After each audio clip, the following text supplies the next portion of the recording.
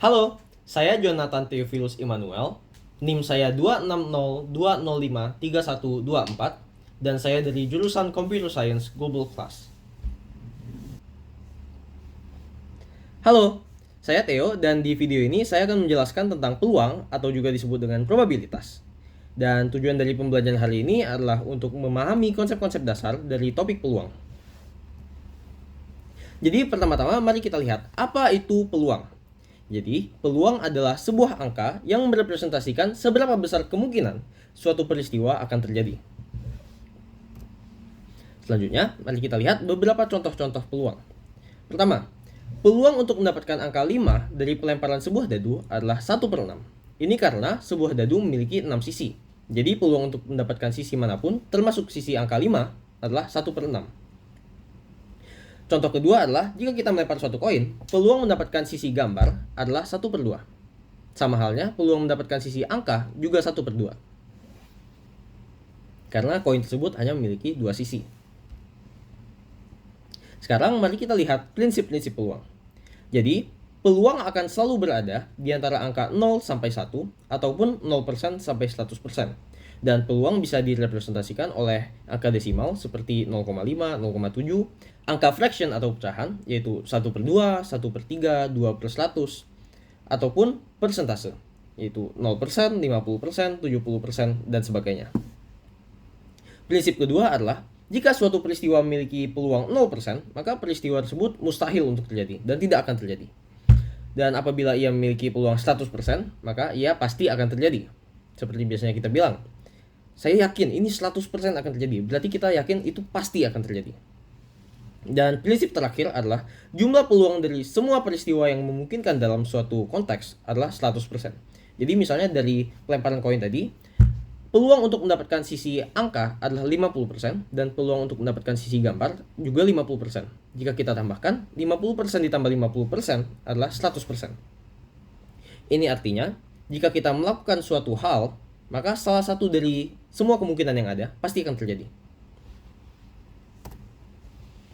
Selanjutnya, mari kita lihat soal titik dan ruang sampel. Jadi, titik sampel adalah peristiwa ataupun kejadian yang dipilih untuk dihitung peluangnya. Titik sampel juga disebut dengan A ataupun B dan C, D, dan seterusnya. Contohnya, apabila kita melempar sebuah dadu, jika kita menebak akan mendapatkan angka 5, maka titik sampelnya adalah 5. Dan jumlah anggota kejadian dari A atau jumlah anggota kejadian titik sampelnya adalah NA. Ataupun di contoh ini adalah 1 karena kita hanya menebak satu angka. Selanjutnya ruang sampel. Jadi ruang sampel itu adalah semua hasil peristiwa atau kejadian yang dapat terjadi. Ruang sampel juga disebut dengan S. Dalam contoh tadi, jika kita melempar sebuah dadu, maka ruang sampelnya adalah semua yang dapat terjadi, yaitu mendapatkan sisi angka 1, 2, 3, 4, 5, ataupun 6. Karena sebuah dadu memiliki 6 sisi. Maka, jumlah anggota ruang sampel S, ataupun disebut dengan NS, adalah 6. Seterusnya, mari kita lihat rumus dari peluang. Jadi, peluang dari sebuah kejadian A ataupun titik sampel A disebut dengan P dalam kurung A. Rumusnya adalah PA sama dengan NA. NA adalah jumlah anggota titik sampel dibagi NS, yaitu jumlah anggota ruang sampel. Mari kita lihat bagaimana cara menentukan titik dan ruang sampel dari sebuah soal cerita. Ini contoh soalnya. Jadi diambil sebuah kartu dari sebuah deck. Dan pertanyaannya adalah berapa peluang mendapatkan kartu Queen dari deck tersebut. Mari kita lihat baik-baik soal ini. Jadi diambil sebuah kartu. Jadi sebuah kartu, hanya satu kartu. Dari sebuah deck. Kita tahu deck kartu berisi 52 kartu. Dan karena dari itu, jumlah anggota ruang sampelnya atau NS-nya adalah 52. Selanjutnya, berapa peluang mendapatkan kartu Queen atau kartu ratu dari deck tersebut? Seperti yang kita tahu, dalam sebuah deck ada 4 kartu ratu.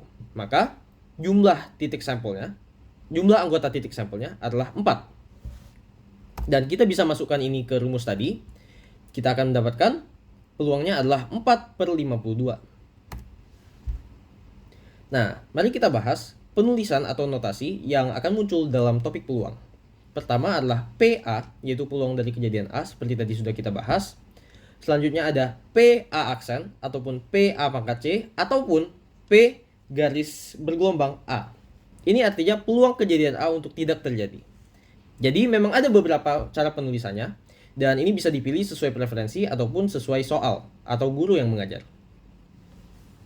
Selanjutnya ada NA, yaitu jumlah anggota kejadian A, seperti tadi sudah dibahas.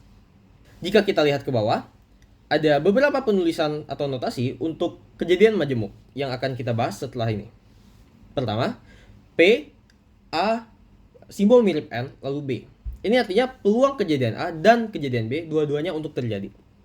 Jadi misalnya kita lempar sebuah dadu dan sebuah koin, dan kita menebak di dadunya akan mendapatkan sisi angka 5, dan di koinnya mendapatkan sisi gambar. Jadi untuk tebakan kita bisa dianggap benar, maka koinnya harus menunjukkan sisi gambar dan dadunya harus menunjukkan sisi angka 5. Jika salah satu saja salah, maka tebakan kita dianggap salah. Selanjutnya ada notasi PA, simbol seperti U, lalu B. Ini artinya peluang kejadian A atau kejadian B untuk terjadi. Jadi jika kita melihat contoh tadi, pelemparan sebuah dadu dan sebuah koin, jika salah satu saja tebakan kita sudah benar, maka tebakan kita bisa dianggap benar karena kita bilang atau. Dan terakhir, PA, simbol lurus ke atas, B, itu artinya peluang kejadian A terjadi jika kejadian B terjadi. Ini sebenarnya suatu konsep peluang yang lebih kompleks, tapi saya akan coba menjelaskan dengan kata-kata yang lebih simpel. Jadi contohnya seperti ini. Apabila di suatu kelas, peluang untuk tinggi badan suatu murid di atas 150 cm adalah 50%, peluang tersebut diambil dari tinggi rata-rata murid. Tetapi seperti kita tahu, rata-rata tinggi badan laki-laki itu lebih tinggi daripada rata-rata tinggi badan perempuan. Jadi apabila kita ditanya, berapa peluang tinggi badan seorang anak laki-laki di atas 150 cm, maka itu peluangnya adalah bukan hanya berapa peluang di atas 150 cm, tetapi berapa peluang untuk seorang anak tingginya di atas 150 cm jika dia adalah seorang laki-laki. Selanjutnya, kita bahas kejadian majemuk. Jadi, ada dua tipe kejadian majemuk. Yang pertama adalah kejadian tidak saling lepas, yang kedua adalah kejadian saling lepas. Jadi jika kita lihat tipe yang pertama, yaitu kejadian tidak saling lepas, kita bisa lihat ada dua lingkaran pada diagram Venn, dan mereka memiliki interseksi ataupun irisan. Dan irisan ini disebut A dan B, karena irisan tersebut berisi anggota-anggota yang ada pada kejadian A dan juga ada pada kejadian B.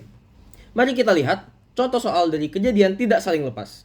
Jadi, dalam suatu kelas ada 30 murid, 20 murid menyukai lagu Taylor Swift, 12 murid menyukai lagu Ariana Grande, dan 6 murid suka keduanya. Terakhir, 4 murid tidak suka Taylor Swift maupun Ariana Grande. Lalu pertanyaannya adalah, berapa peluang seorang murid suka Taylor Swift atau Ariana Grande? Jadi seperti yang sudah kita bahas tadi, atau itu artinya, jika seorang murid suka Taylor Swift saja, maka terhitung, suka Ariana Grande saja terhitung, dan suka keduanya terhitung juga. Seperti ini diagram Venn-nya. Di soalnya tadi dibilang bahwa 20 murid menyukai Taylor Swift. Tapi di sini T, yaitu Taylor Swift, hanya memiliki 14. Kenapa? Karena di sini yang di diagram berwarna kuning itu hanya berisi murid-murid yang hanya menyukai Taylor Swift. Sedangkan yang menyukai Taylor Swift dan Ariana Grande berada di tengah yang berwarna merah, yaitu 6 orang. Dan terakhir di diagram yang hijau, yaitu Ariana Grande, isinya hanya 6. Karena dari 12 orang, 6 juga menyukai Taylor Swift. Jadi yang 6 berwarna hijau ini, itu yang hanya menyukai Ariana Grande. Nah, ini rumusnya. Untuk kejadian tidak saling lepas, peluang dari kejadian A atau kejadian B terjadi, atau di sini Taylor Swift atau Ariana Grande, adalah peluang kejadian pertama, ditambah peluang kejadian kedua, dikurang peluang kejadian dua-duanya terjadi. Jadi bisa kita lihat bahwa peluang seorang anak menyukai Taylor Swift adalah 20/30. Menggunakan rumus tadi, titik sampel dibagi dengan peluang sampel. Lalu peluang menyukai Ariana Grande adalah 12/30, dan peluang menyukai keduanya adalah 6/30. Lalu, karena penyebutnya sama, bisa kita pisahkan, dibagi 30 itu, bisa dipisahkan, dan kita lakukan penambahan dan pengurangannya dulu. yaitu 20 ditambah 12 dikurang 6. Jika kita lihat, 20 adalah jumlah murid yang menyukai Taylor Swift, 12 adalah jumlah murid yang menyukai Ariana Grande, dan 6 adalah jumlah murid yang menyukai keduanya. Kenapa kita harus kurang 6? Karena pada bagian yang Taylor Swift itu ada sebagian yang seharusnya di tengah, dan pada bagian Ariana Grande itu ada sebagian yang harusnya di tengah juga. Jadi 6 orang yang menyukai Taylor Swift dan Ariana Grande itu terhitung 2 kali. Jadi kita harus kurangi 6, karena ada 6 orang, kita harus kurangi 6 supaya hanya terhitung sekali. Jika dihitung, total persentasenya adalah 86,67%. Selanjutnya mari kita lihat kejadian yang saling lepas, yaitu di mana kejadian A dan kejadian B tidak saling menempel, tidak ada interseksi. Jadi contoh soalnya adalah dari 30 murid, 16 murid memiliki rambut hitam, 12 murid memiliki rambut pirang, dan 2 murid botak. Nah, untuk soal ini, seorang murid tidak bisa memiliki rambut hitam dan rambut pirang, hanya bisa rambut hitam atau pirang. Karena pada diagram Venn-nya mereka tidak memiliki interseksi. Lalu pertanyaannya, berapa peluang seorang murid memiliki rambut hitam atau rambut pirang? Mari kita langsung lihat saja rumusnya. Karena ini kejadian saling lepas, maka kejadian A dan kejadian B tidak saling mempengaruhi. Jadi, peluang untuk seorang murid memiliki rambut hitam atau rambut pirang adalah peluang seorang murid memiliki rambut hitam ditambah peluang seorang murid memiliki rambut pirang. Dan jika dihitung, akhirnya hasilnya adalah 93,33%. Nah, apa kesimpulan dari pelajaran hari ini?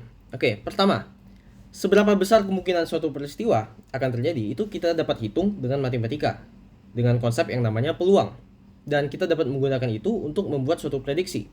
Jika kita lihat contoh soal sebelumnya, 93,33% itu adalah kemungkinan yang besar, peluang yang besar. Jadi apabila kita pilih seorang murid dari kelas ini, maka kemungkinan besar rambutnya adalah hitam atau pirang. Karena jika kita lihat populasinya, 28 itu memiliki rambut hitam atau pirang.